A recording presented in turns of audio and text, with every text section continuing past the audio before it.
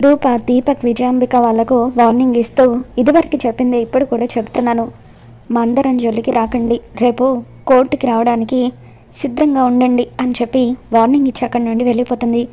తర్వాత మౌనిక దీపక్ విజయాంబిక వాళ్ళతో కోర్టుకు వెళ్లకుండా ఉండడానికి ప్లాన్ చేస్తూ ఉంటుంది.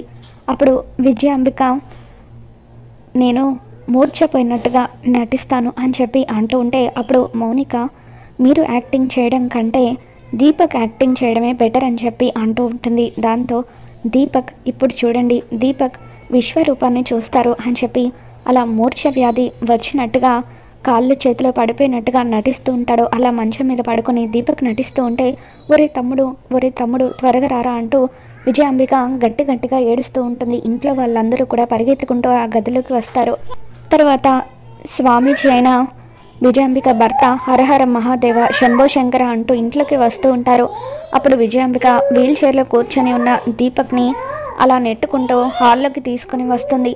దీపక్ పరిస్థితిని చూసిన ఆయన ఇటువంటి వాళ్ళను బాగు చేయాలంటే ఒకే ఒకడున్నాడు అని చెప్పి అలా గుమ్మం వైపు చూస్తూ ఉంటే అప్పుడే హరహర మహాదేవ శంభో శంకర అంటూ మారు వేషంలో స్వామీజీలాగా ఉన్న రాజు ఇంట్లోకి వస్తాడు.